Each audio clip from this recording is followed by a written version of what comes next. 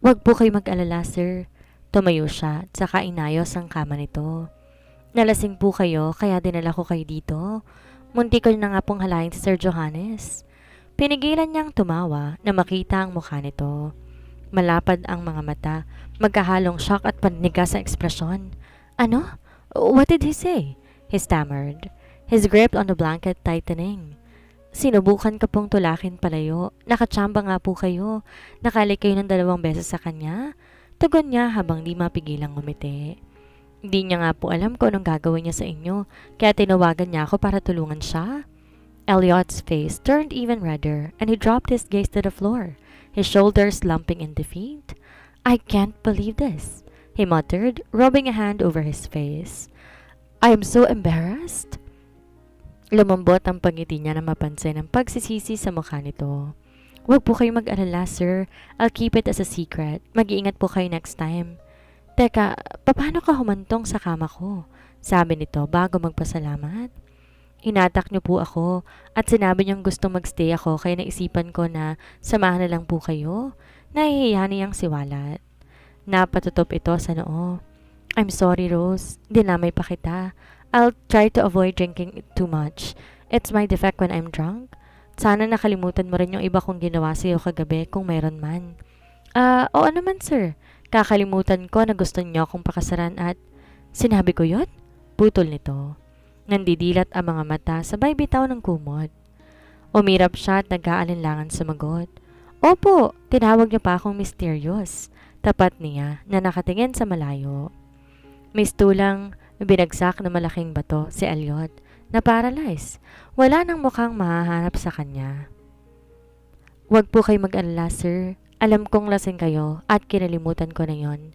Maagap niyang saad para mabawasan ang hiya at takot nito. I'm really sorry, Rose. Hindi na talaga ako iinom. Anito na mabilis tumakbo sa banyo. Tumawa siya. Sige sir, mauna na po ako. See you at the office po. Pamamaalam niya. Lumabas agad siya sa kondo nito na hindi hinihintay ang tugon nito. Nakangiti siya naglakad patungong elevator. Hindi inalintana ang masangsang na amoy ng suka nito na dumikit sa damit niya. Mabuti nakalayo siya kaagad nang sumuka ito. Hindi niya nasalo lahat. Magulo ang isip ngayon ni Elliot habang nakaupo siya sa kanyang makintab na working desk.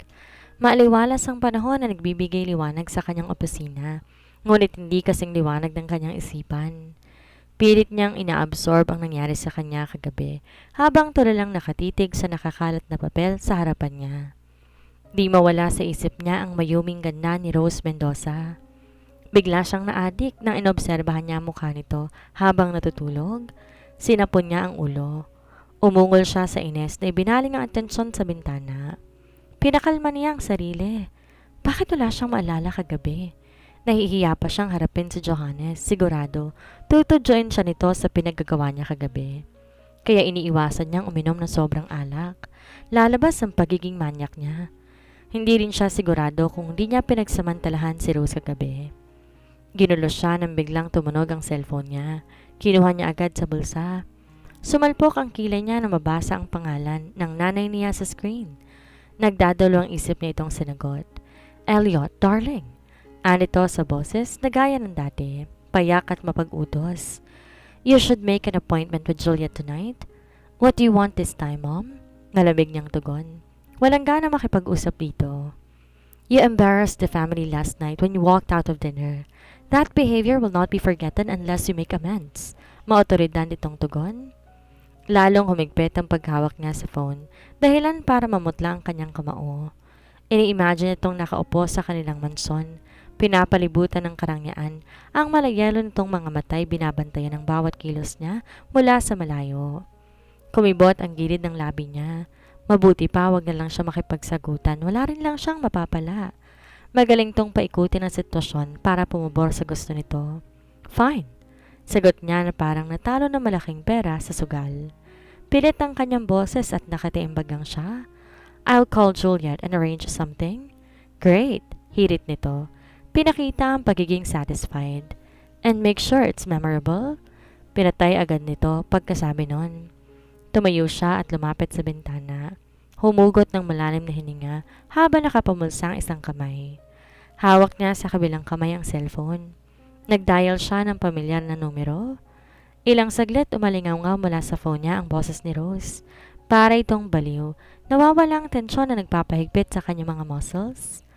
Nakaramdam siya ng kakaiba. Bigla siyang naapektuhan nang narinig niya ang boses nito. Sir?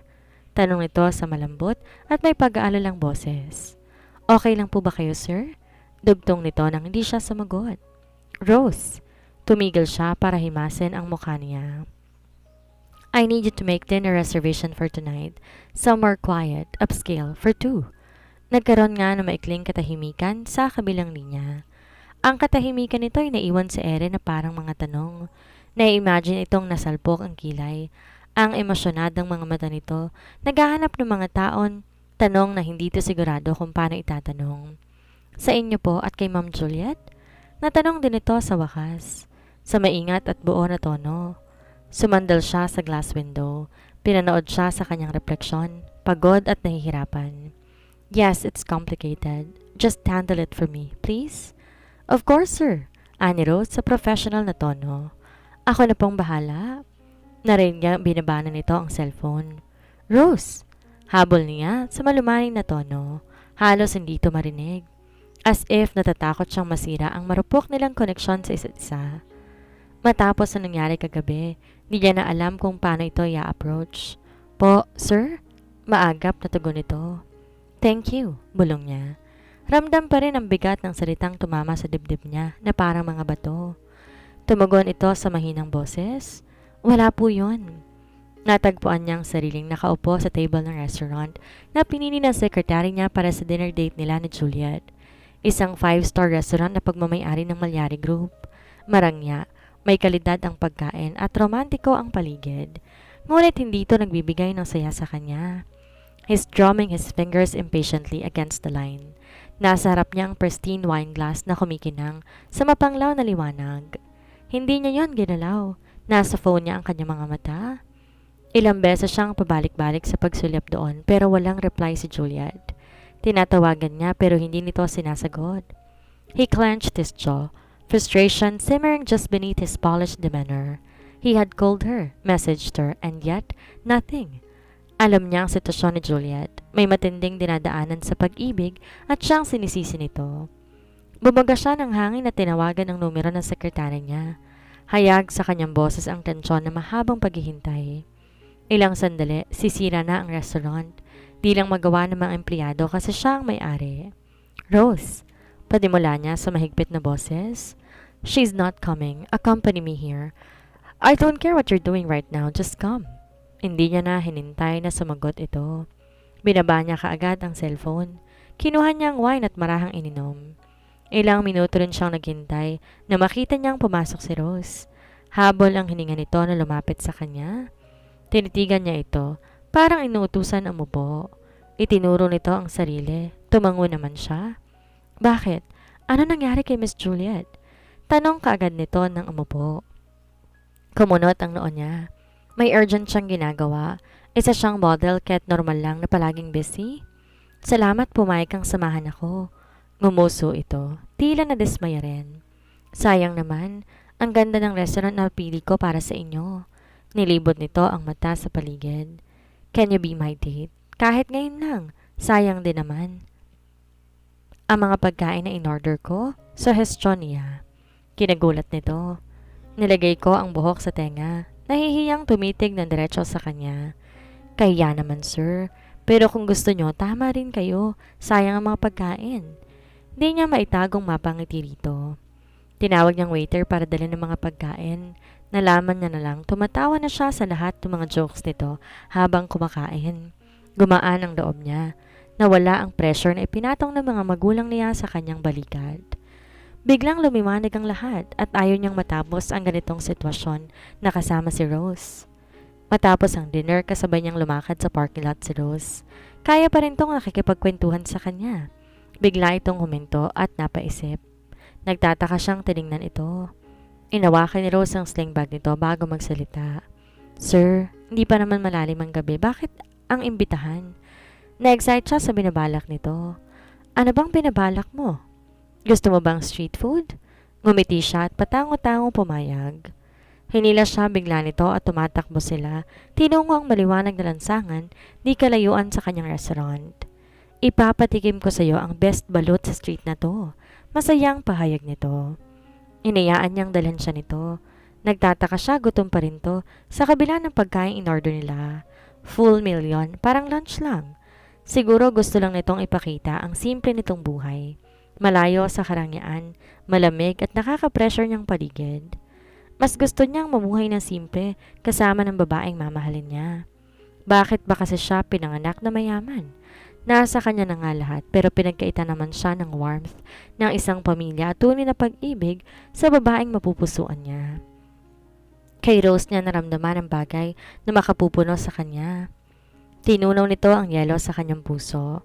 She's like a sun that rises after every storm, bringing warmth and hope. She makes everything bloom in her presence. How to solve your master's problem.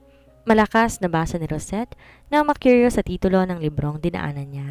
Nasa mall siya ngayon, total day off niya. Gagala muna siya sandali at magpapalamig. Namiss niya ang pagmamold ng mga paso.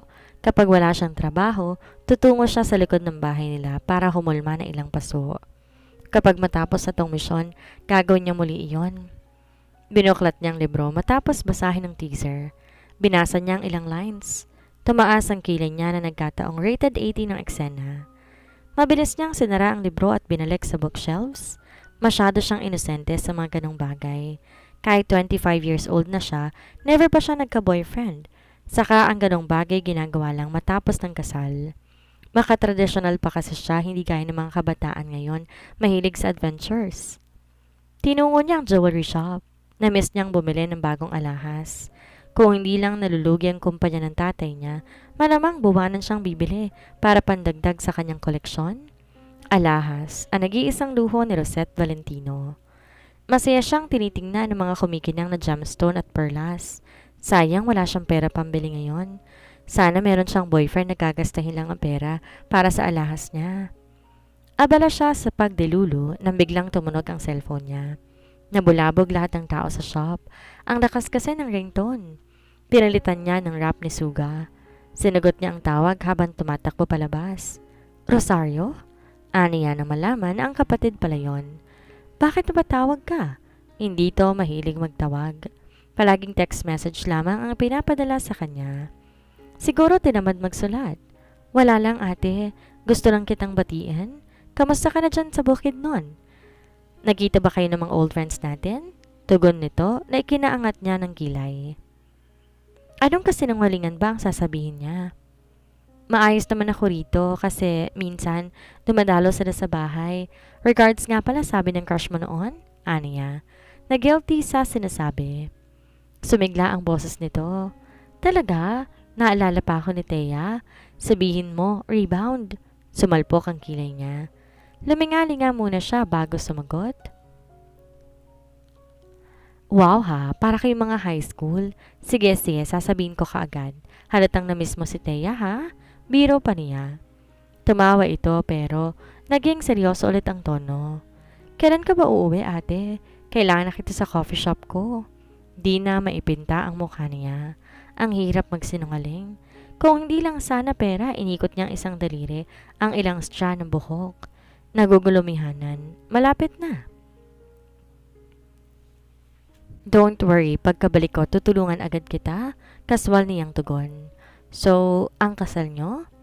Balita ko magpapakasal na kayo ni Kuya ni Rainier sa pagbalik mo. O sisa nito. Lalong lumukot ang kanyang mukha. Naglakad siya patungo sa grocery store. Hindi siya mapakali. Oh, ewan kung ako lang. Gusto ko next year. Huminto siya na matanaw ang isang pamilyar na mukha. Nakatayo sa cashier counter. Binayaran lahat sa binili ng grocery. Nasa tenga ang cellphone at abala sa pagsasalita sa cashier. She blinked her eyes. Twice, thrice, it's him. His brother. What is she doing here? No, she forgot. Nasa Manila kaya siya. Mabilis siyang tumakbo. Tumago sa loob ng fast food chain. Sinulyapan ito. Ayun, papaalis na si Rosario. Ate, are you still there? Nakita niyang huminto ito. Nilibot ang paningin sa paligid habang bitbit ang isang bag ng grocery. 3 months niyang di nakita ito. Nilibot ang paningin sa paligid. Pero ang laki ng pinagbago ng pisikal na anyo. Tumaas pa ng konti, halatang pumupunta sa gym para magpa-muscle.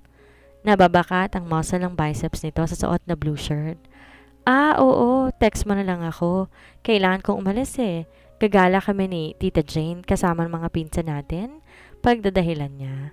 Ganon? Sige, enjoy dyan ate. Regards mo na lang ako sa kanila. Kung di lang sana ako busy, sasama rin sana ako sa'yo. Anito na nakaharap sa fast food na kinaroroonan niya ngayon. Kung papasok ito, lagot, mahuhuli siya. Sure, bye. Pinindot niya agad ang red telephone icon. Nakita niya papasok si Rosario. Wala pang 4:00 siyang tumakbo at sumiksik sa lalaking estranghero na nagbabasa ng dyaryo. Wala siyang modo na inagaw yon at itinakip sa mukha niya. Hindi nakareact ang lalaki. Nakatunga nga ito sa pagiging bastos niya. Kinakabahan siyang sinilip ang kapatid na kasalukuyan umu-order ng pagkain. Ilang sandali rin siyang nanatili hanggang makita niya bit-bit na nito ang take-out na pagkain. Nakahinga siya na maluwag nang lumabas ito. Babalik na sana niya ang dyaryo sa lalaki na matigilan siya. Nalaglag ang panga niya na makita ang naka-4, sabay kibit balikat niyang boss habang tinititigan siya na malamig. Nakalimutan niyang mahilig tumambay ang kuripot niyang boss sa ganitong lugar. Nagkataon itong nabiktima niya. Paano ba yan? Ito lang naman ang may newspaper. Ngumiti siya at marespeto tong binati. Good morning, sir. Miss Mendoza. Tugon ito na may iritasyon sa tono. What exactly are you doing on your day off? Nakalimutan niya yata na huminga. Mabilis niyang tinupi ang dyaryo at ipinatong sa lamesa. Sigurado siya na mumula ang pisngi niya kahit morena siya. Hindi po ako magtatago. Pakli niya. I'm just reading. Umarko ang kilay nito. Kumibot ang gilid ng labi. Tila nilalabanan ng pangisi o malamang ang sumimangot. Behind my newspaper? In the fast food? Mariin siyang napanunok. Tila magiging bato na sa sobra niyang kaba. It's just a coincidence, really, she mumbled, casting a nervous glance around. Sumingkit ang mga mata nito habang pinag-aaralan ang ekspresyon niya. Nakaramdam siya ng pagdududa. Coincidence lang ba talaga o may bigay kang tinatago sa akin? Wala po, sir.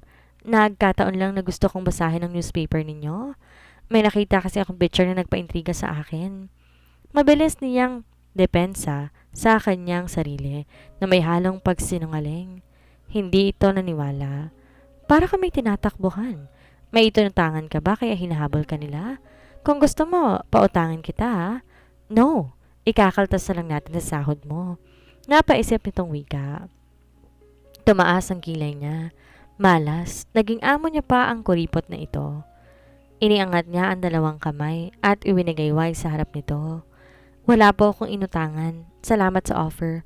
Sorry po sa abala sir, aalis na po ako. Palusot niya at umakma siyang tatayo. Pinigilan nito ang kamay niya. Akala mo ba pakakawalan kita? Pagbabayaran mo muna ang pang-aabala mo sa akin. Her heart skipped a beat. Nahilo siyang bigla. Halatang hindi siya makakawala sa boss niya kahit day off na niya ngayon. Hinigpitan pa rito ang pagkakahawak sa kamay niya. Sir, ano pong balak ninyo? Simple lang naman. Halika. Inatak siya nito papalayo. Mabilis tong maglakad kaya't halos masubsob siya sa sahig.